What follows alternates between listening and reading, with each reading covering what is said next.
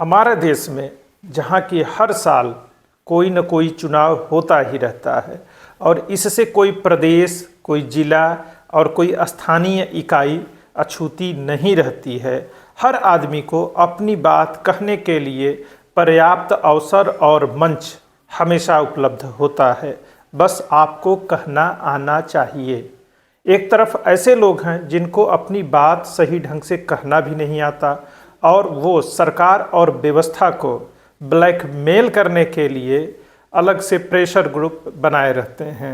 एक बड़ी आबादी का नकारात्मक पक्ष यही है कि हर तरफ, हर जगह जाति, धर्म और वर्ग के आधार पर एक बड़ी संख्या मिल जाती है, जहां आप भीड़ को आसानी से अराजक तत्व में परिवर्तित कर लेते हैं और किसी भी आंदोलन को, जो आप कथित आंदोलन खड़ा कर रहे होते हैं, उसे किसी शहर को बड़ी आसानी से बंधक बना लेते हैं और इस बंधक बनाए जाने की प्रक्रिया में अराजकता, हिंसा, डर और सारी अर्थव्यवस्था को रोक देने की जो आपकी काबिलियत है, वह किसी गर्व करने के विषय से नहीं जुड़ी हुई है, वह राष्ट्रीय शर्म की बात होती है।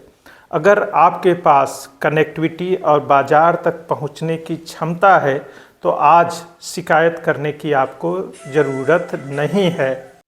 इसके बाद भी यदि आप शिकायत कर रहे हैं तो आपको खुल के राजनीतिक विरोध जो आपका है और आपका जो एजेंडा है उसको स्पष्ट रूप से सामने लाना आना चाहिए कि हम इस पार्टी का, इस व्यक्ति का इस वजह से विरोध कर रहे हैं और हम आपके प्रतिद्वंदी हैं और हमें भी सत्ता में आना है और कैसे भी करके आपको सत्ता से हटाना है।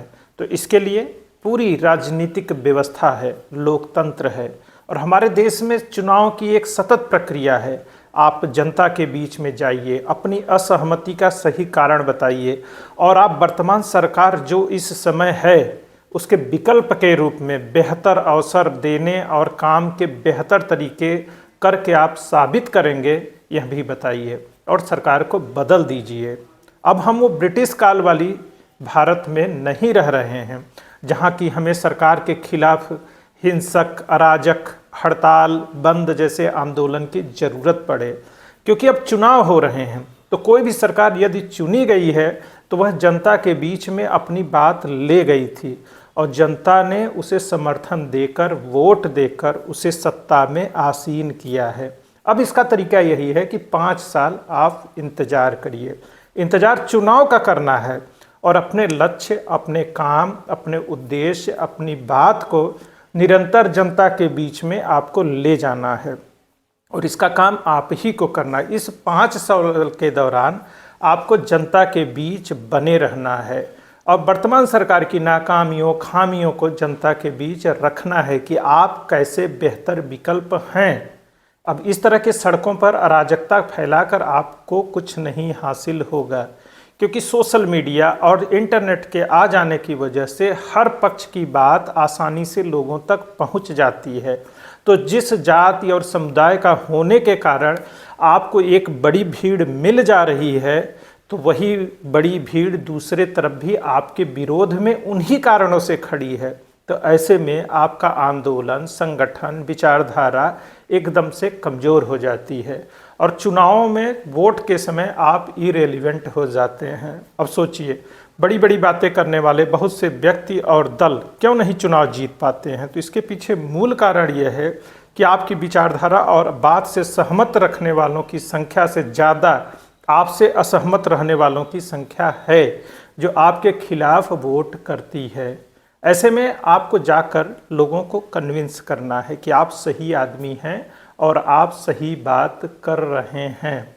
अब दोनों तरफ की बातों को आसानी से स्क्रूटनी जनता कर लेती है।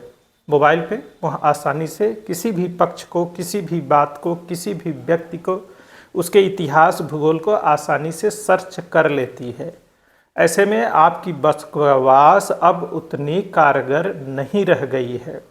तो सही बात करिए, सही संदर्भ के साथ करिए और जनता के बीच जाइए। सड़कों को जाम करने की ज़रूरत नहीं है, तोड़ फोड़ करने की ज़रूरत नहीं है और अगर आप किसी तरह की हिंसा कर रहे हैं, हथियार उठा रहे हैं, तो निश्चित रूप से आप भारत के खिलाफ खड़े हो रहे हैं।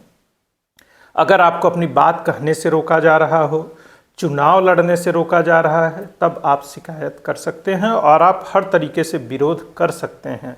हम एक लोकतांत्रिक देश हैं जहां चुनाव लड़ने का अधिकार हर किसी को है, संगठन बनाने का अधिकार हर किसी को है। तो आप जाइए, चुनाव लड़िए और पूरी शांति और अहिंसक तरीके से जनता के बीच अपनी बात रखिए और चुनाव जीत कर आइए, सरकार को बदल दीजिए और इस तरह के बकवास करने से बचिए। इसी नेक सलाह के साथ जय हिंद, जय भारत, वंदे मातरम।